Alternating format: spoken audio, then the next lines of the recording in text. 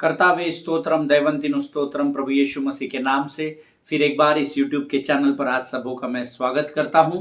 प्रभु को धन्यवाद देता हूं क्योंकि परमेश्वर ने फिर एक बार यह समय मेरे और आपके जीवन में लेकर आया। हमारे जीवन सबों के जीवन में बहुत सारी कठिनाइयों का हम शायद इस समय सामना कर रहे हैं। बहुत सारे लोग हैं जो चिंताओं से, परेशानियों से, उदासियों से घिरे हुए हैं। शत्रु हर समय यह कोशिश कर रहा है कि वो हमें कमजोर कर सके, पर इन सारी बातों के बावजूद भी मैं परमेश्वर का धन्यवाद देता हूं कि परमेश्वर दिन प्रतिदिन मेरे और आपके लिए समय को अलग करता है ताकि हम उसका आदर कर सके। हालेलुया।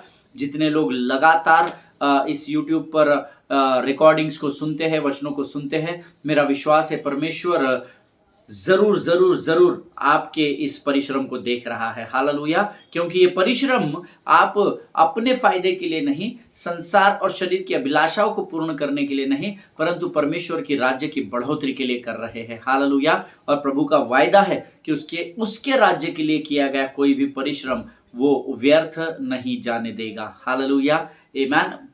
आज फिर एक बार मैं आनंदित हूं कि इस वर्ष के आखिरी महीने में मैं आप सबों के साथ हूं और परमेश्वर ने इस वर्ष भर हमें सुरक्षित रखा, इसलिए हम प्रभु को धन्यवाद दें। आज फिर एक बार हम अपने वचनों में जो पिछले 10-15 दिनों से हम लोग लगातार सीख रहे हैं कि शत्रु ने हमारा जो कुछ भी छीना उसको कैसे प्राप्त करे, उस विषय में मेरा विश्वास है आप में से बहुत सारे लोगों को अब तक बहुत अधिक बातें प्रभु की आत्मा के द्वारा समझाई गई है और मेरा विश्वास है कि आप में से बहुत सारे लोग इन वचनों के द्वारा आशीषित हुए हैं। आमीन। आज इसी विषय में फिर कुछ बातों को लेकर मैं आपके मध्य में आया हूं प्रियो, और आज फिर एक बार हम प्रभु की वाणी में जाकर परमेश्वर को अपने आप को समर्पित करने के द्वारा हम कुछ अद्भुत बातों को सीखने जा रहे हैं। लेकिन मेरा विश्वास है कि परमेश्वर आज वचन के द्वारा फिर एक बार मुझे और आपको आशीष देगा। आमीन।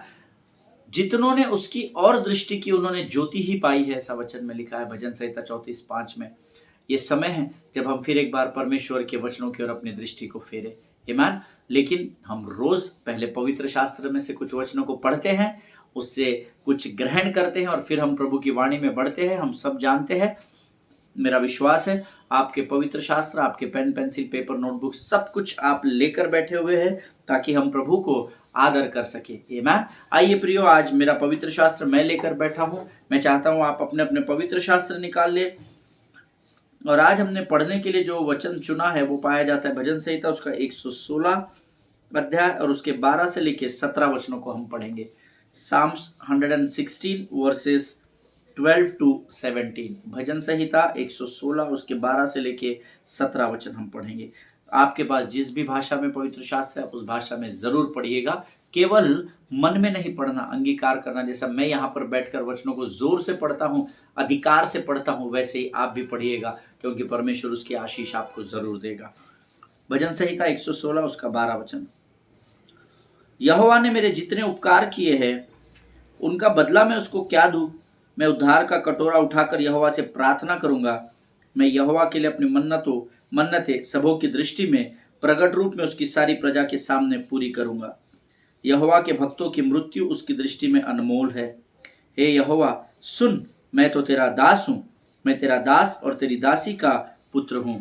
तूने मेरे बंधन खोल दिए हैं। मैं तुझको धन्यवाद बलि चढ़ाऊंगा और यहोवा से प्रार्थना करूंगा। हालेलुया। परमेश्वर इन पढ़े हुए वचनों पर हम में से प्रत्येक को आशीष दे प्रियो। वचन कहता है यहोवा ने मेरे जितने उपकार किए हैं उनका बदला मैं उसको क्या दूं। हालेलुया। आज इस पृथ्वी पर अपने माता के गर्भ में से आने के बाद इतने वर्षों तक, इस समय तक परमेश्वर ने हमें संभाल कर रखा। ये हमारे जीवन पर प्रभु का उपकार है। हम में से ऐसे बहुत सारे लोग हैं जो पहले प्रभु को नहीं जानते थे परंतु अब जानते हैं क्योंकि हमने उसके विश्वास योग्यता को, उसके प्रेम को परखा है। और वचन कहता है कि इतने उपकार किए हैं कि उनका बदला मैं उसको क्या दूं। कई बार जब हमारे लिए कोई मनुष्य कुछ करता है तो हम उसको रिपे कर देते हैं, है ना। हम उसके उपकारों को फॉर एग्जाम्पल बोलते हैं ना, इस बार आपने हमको होटल में खाना खिलाया, अगली बार हम आपको खिलाएंगे। और वो व्यक्ति जो स्वाभिमानी होता है वो जरूर दूसरी बार खाने का बिल पे करता है, जिससे वो उस पहले के खाने के लिए गए उपकार को वापस कर देता है। आमीन। मराठीत मध्ये त्याला म्हणतात परतफेड करणं। आमेन। बट वचन कहता है मुझ पर और आप पर यहोवा ने इतने उपकार किए हैं कि हम उसका बदला उसको दे ही नहीं सकते। हालेलुया। हम एक चीज जरूर कर सकते हैं उसके उपकारों के लिए, हम उसको धन्य कह सकते हैं, उसका धन्यवाद दे सकते हैं। हे मेरे मन, यहोवा को धन्य कहे, उसके किसी भी उपकार को तू न भूलना, ऐसा वचन में लिखा है। हालेलुया। आगे का वचन कहता है, मैं उद्धार का कटोरा उठाकर यहोवा से प्रार्थना करूंगा। हालेलुया। परमेश्वर चाहता है हम अपने निवेदनों को, अपनी विनतियों को प्रार्थना के द्वारा धन्यवाद के साथ उसके सम्मुख उपस्थित करें। फिलिपियों की पत्री उसके 4 अध्याय के 6वें वचन में लिखा हुआ है। हालेलुया। मैं उद्धार का कटोरा उठाकर, जो उद्धार परमेश्वर ने आपको दिया है उसको स्मरण करके मैं यहोवा से प्रार्थना करूंगा। प्रभु तेरे उद्धार के लिए धन्यवाद हो राजा। प्रभु तेरी स्तुति, तेरी प्रशंसा हो। तूने मुझे उद्धार दिया और मेरे लिए स्वर्ग के मार्गों को तैयार किया, तेरा धन्यवाद हो। वचन कहता है उद्धार को स्मरण रखे और उद्धार के कटोरे के द्वारा यहोवा के सामने प्रार्थना करे। मैं यहोवा के लिए अपने मन्नतें सबों की दृष्टि में प्रकट रूप में उसकी सारी प्रजा के सामने पूरी करूंगा। आमीन। अगर आपने कुछ मन्नत परमेश्वर से बांधी है, कुछ डील परमेश्वर से किया है जो करने की आपको जरूरत नहीं है, आप डील करें या ना करें परमेश्वर एक समान ही रहता है। लेकिन कई बार हम परमेश्वर को कहते हैं प्रभु तू मेरे जीवन से इस समस्या का निवारण कर, उसके बदले मैं तुझे ये दूंगा, मैं तेरे लिए ये करूंगा, मैं तेरे लिए भवन का डोनेशन दूंगा, भवन बनाऊंगा, चर्च में कुछ इंस्ट्रूमेंट्स गिफ्ट करूंगा, या जो कुछ भी मन्नत आप बांधते हैं। वचन कहता है मैं यहोवा के लिए अपनी मन्नतें सबों की दृष्टि में प्रकट रूप में उसकी सारी प्रजा के सामने पूरी करूंगा। अगर आपने परमेश्वर से कोई मन्नत बांधी है उसे जरूर पूरी करना, क्योंकि ये परमेश्वर का वचन है। हालेलुया। आगे वचन कहता है यहोवा के भक्तों की मृत्यु उसकी दृष्टि में अनमोल है। हालेलुया। कल ही हमारे एक प्रिय भाई है जो मेरे साथ कई वर्षों तक ड्रम्स बजाते थे, ऑक्टोपैड बजाते थे, और 32 वर्ष की उम्र में बड़ी दर्दनाक उनकी मृत्यु हुई। उनको पहले से एक ही किडनी थी और दूसरी किडनी पर, एक ही किडनी पर वो अपने जीवन को जी रहे थे, लेकिन पिछले कुछ वर्षों से सडनली वे संगति से बाहर हो गए और उनकी संगत बिगड़ गई। उनको बहुत समझाने की कोशिश की गई, बहुत प्रार्थना की गई, लेकिन कल अतः उनकी मृत्यु हो गई। उनके सारे ऑर्गन्स फेल हो गए थे, उनको ब्रेन में चोट लग गई थी, वो घर में गिर गए थे और मृत्यु से लड़ने के बाद आखिरकार कल मृत्यु ने शरीर में उन पर विजय पा लिया। लेकिन जो उस भाई की अच्छाई मैंने उनके जीवन में देखी है, मैं कल ग्रेवयार्ड में उन बातों को स्मरण कर रहा था कि, और मेरे आंख से आंसू अपने आप आ रहे थे कि इस व्यक्ति ने बड़ी नम्रता और दीनता के साथ जब तक था तब तक परमेश्वर की सेवा हम लोगों के साथ मिलकर की, और उसके उस अच्छाई का वेतन उसको जरूर परमेश्वर ने कल दिया। क्योंकि वचन कहता है यहोवा के भक्त की मृत्यु या भक्तों की मृत्यु प्रभु की दृष्टि में अनमोल है। हालेलुया। आमीन। हे यहोवा सुन, मैं तो तेरा दास हूं, मैं तेरा दास और तेरी दासी का पुत्र हूं। हमको ये हमेशा स्मरण रखना है कि यहोवा हमारा परमेश्वर है। हालेलुया। शत्रु अर्थात लूसीफर ये भूल गया था और उसका अभिमान, उसका घमंड और उसके विद्रोह के कारण, उसके रिबेलियसनेस के कारण परमेश्वर को अधलोक को तैयार करना पड़ा। हमेशा स्मरण रखिएगा, अपने आप को नम्र और दीन बनाए रखिएगा। अब आपको रोज ये अपने आप को स्मरण दिलाना है कि प्रभु तू ही मेरा परमेश्वर है। हालेलुया। वचन कहता है तूने मेरे बंधन खोल दिए हैं। हालेलुया। जिनको ये पता है कि परमेश्वर उनका परमेश्वर है, वो अब बंधुआई में नहीं परंतु वो आजादी के जीवन को जीते हैं। हमें गीत गाते हैं, मैं आजाद हूं, मैं आजाद तेरे लहू से हुआ हूं, टूटे सारे बंधन आजाद मैं हुआ हूं, मैं आजाद तेरे लहू से हुआ हूं। हालेलुया। अब हम बंधनों में नहीं परंतु बंधनों से आजाद जाति कहलाते हैं। हालेलुया। क्यों? क्योंकि परमेश्वर ने अपने इकलौते पुत्र को उस कलवरी पर दिया और उसके लहू के द्वारा उसने हमें पापों श्रापों से अर्थात बंधनों से हमेशा के लिए आजाद कर दिया। हालेलुया। वचन कहता है मैं तुझको धन्यवाद बलि चढ़ाऊंगा और यहोवा से प्रार्थना करूंगा।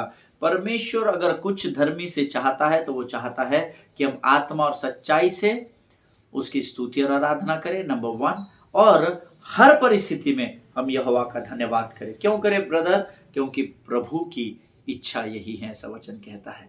हालेलुया। परमेश्वर इन वचनों को समझने में आपकी सहायता और मदद करे। मेरा विश्वास है इन वचनों के द्वारा आज हमने जरूर आशीष पाई है। आइए इस समय हम अपनी आंखों को बंद करेंगे और हम मिलकर एक मन एक चित्त होकर अपने आप को परमेश्वर को समर्पित करेंगे। Let us pray. Thank you Jesus. धन्यवाद यीशु, धन्यवाद यीशु, धन्यवाद यीशु। धन्यवाद धन्यवाद धन्यवाद धन्यवाद धन्यवाद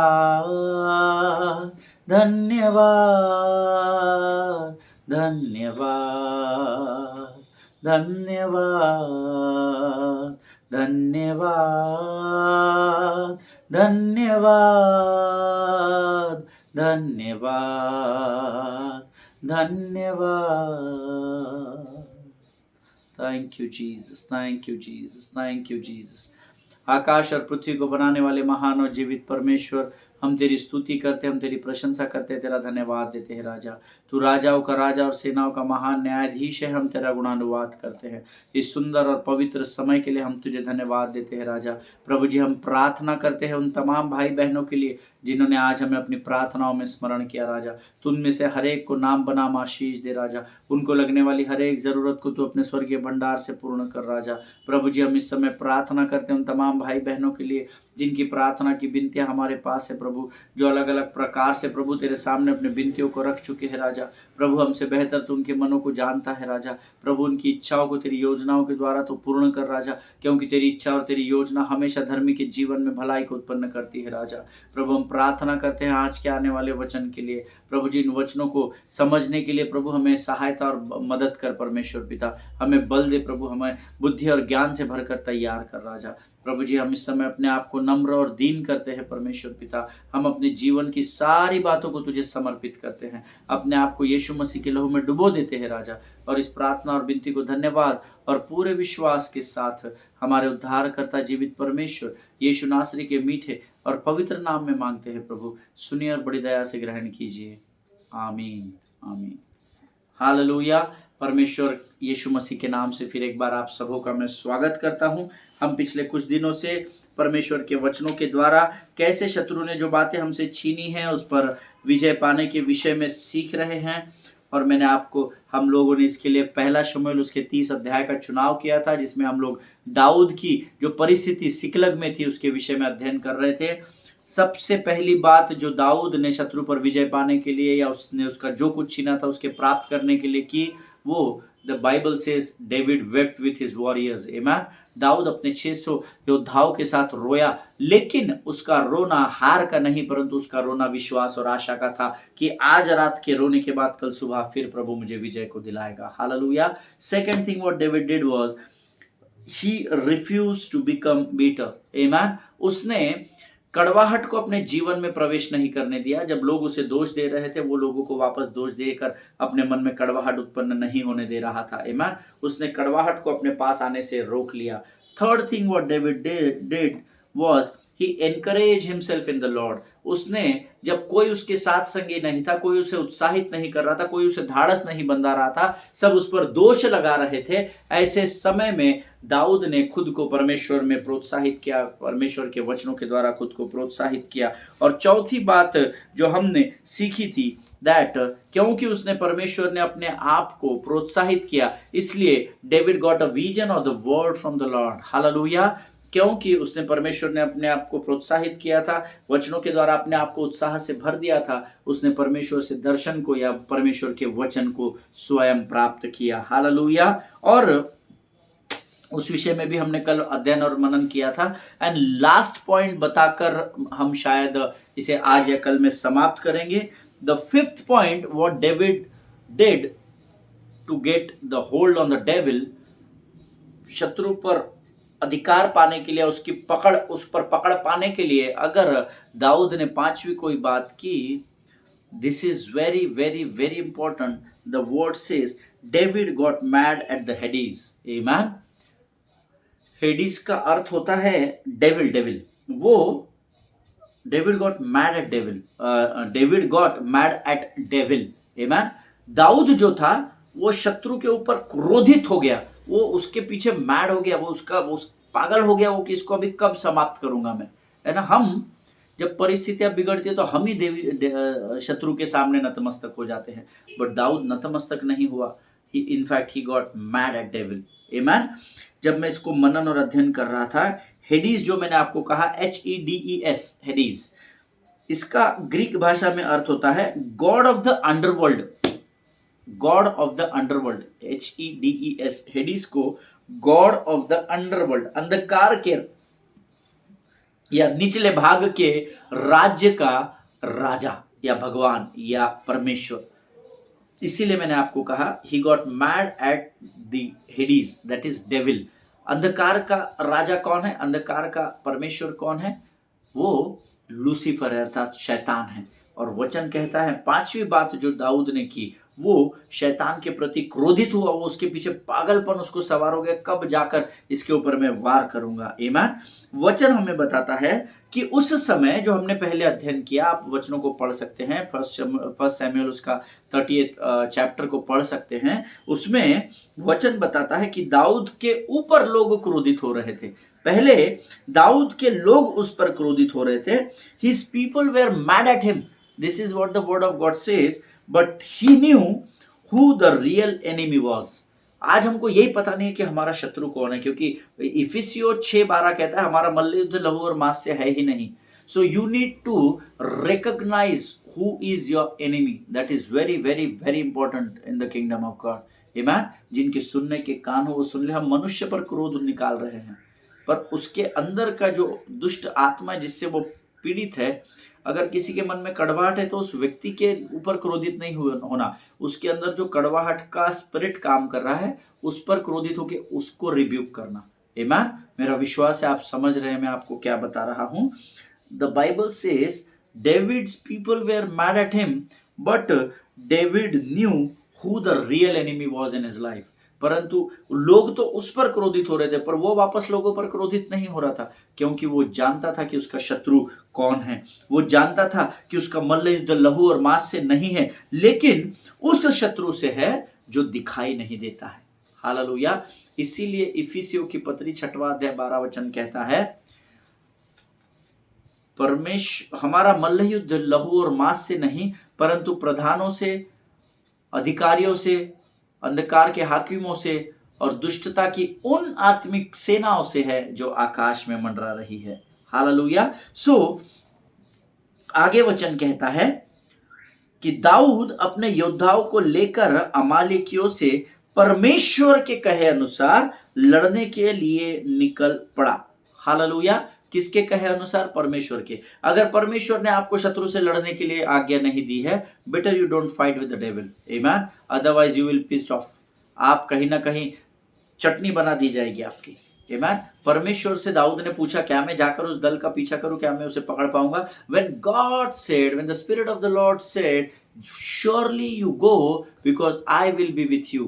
तू खातरी से जा क्योंकि मैं तेरे साथ रहूंगा। तब दाऊद निकला। इस बात को याद रखिएगा। Even though he was mad at devil, but उसने अपना आपा नहीं खोया था, क्योंकि शत्रु के प्रति क्रोधित होना आपको कई बार समस्या में डाल देता है। आमीन। इसीलिए प्रभु पर ठहरे रहने के लिए वचन कहता है दाऊद अपने योद्धाओं को लेकर, जब वो निकला ना सिकलग से, तो 600 योद्धाओं को लेकर निकला, ऐसा वचन में लिखा है। ठीक है। सो अपने 600 योद्धाओं को लेकर अमालेकियों से परमेश्वर के कहे अनुसार लड़ने के लिए निकल पड़ा। आमीन। And now the book of 1 Samuel chapter 30 verse 16 हम सब लोग निकालेंगे। पहला शमूएल की पुस्तक उसका 30वां अध्याय उसका 16 वचन हम सब पढ़ेंगे।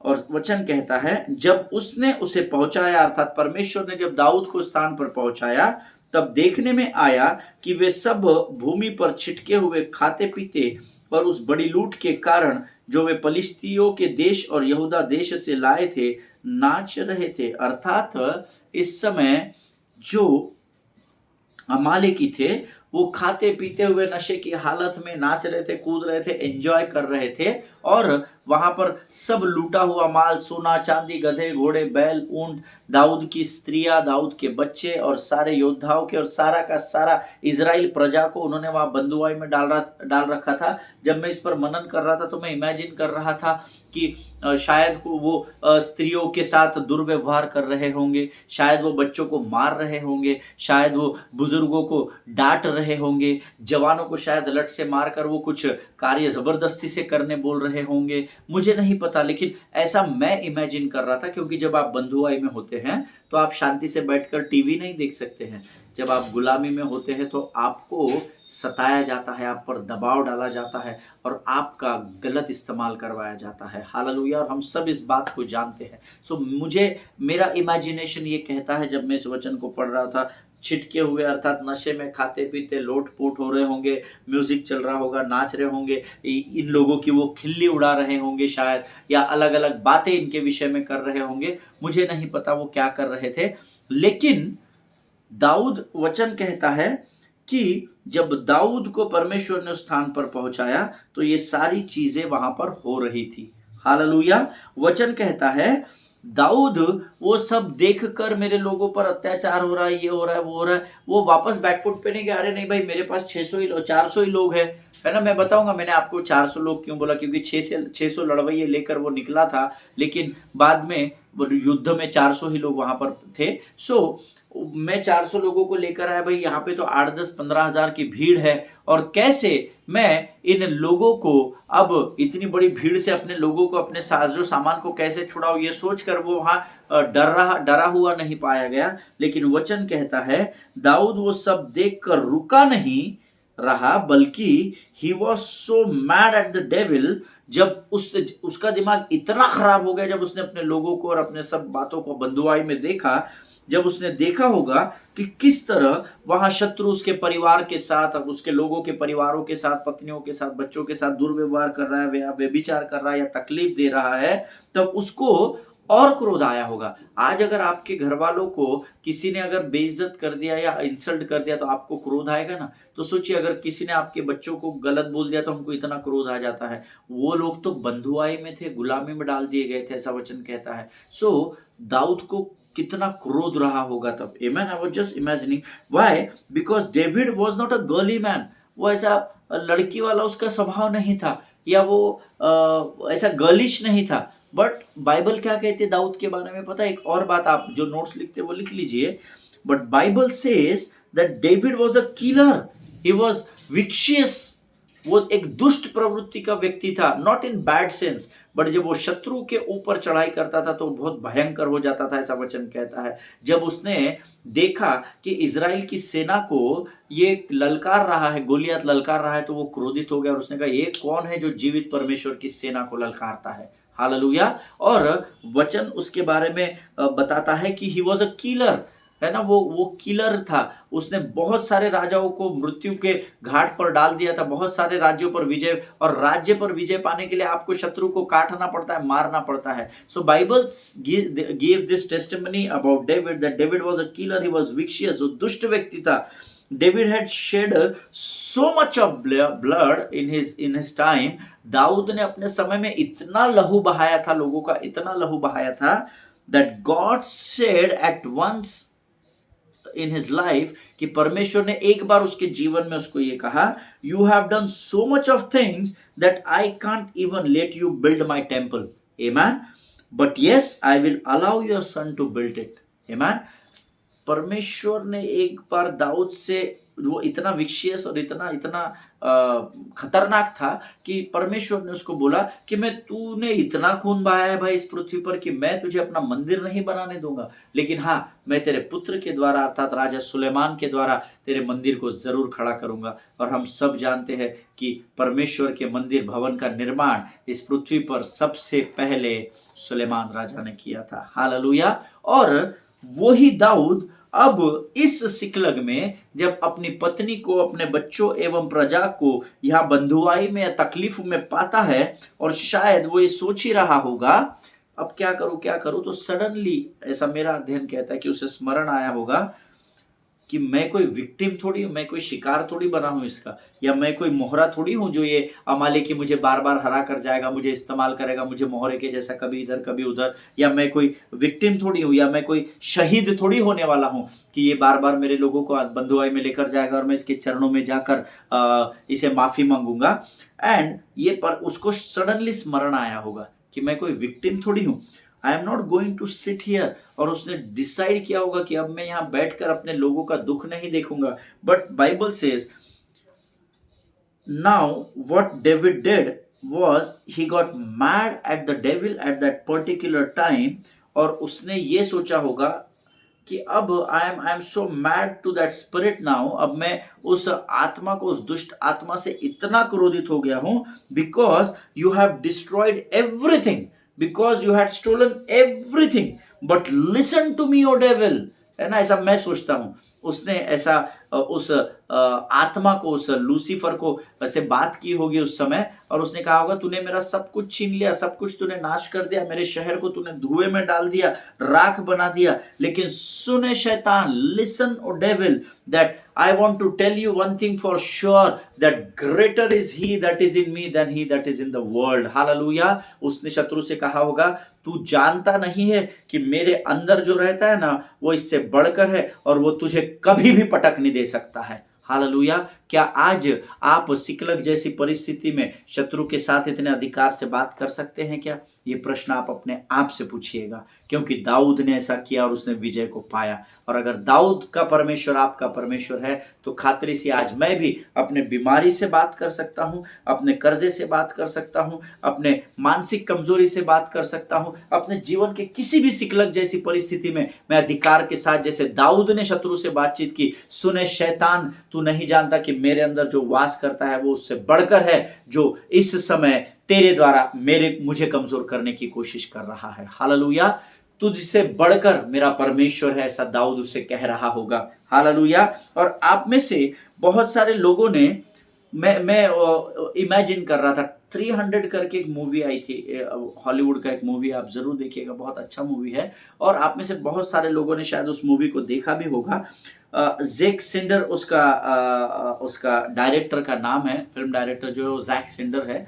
मुझे बहुत अच्छी लगी थी, इसलिए मैंने उसका नाम मुझे याद रह गया। और वहाँ उस मूवी में जैक ने ऐसा दिखाया कि 300 योद्धा होते हैं जो 1000 की भीड़ को मार गिराते हैं। और अब वैसे ही यहाँ पर इस सिकलग में जब वो अमालेकियों से लड़ने गया, 600 लोगों के साथ लड़ने गया था, 200 लोग रास्ते में थक हार कर बैठ गए थे, आगे वो सिर्फ 400 को ही लेकर निकला।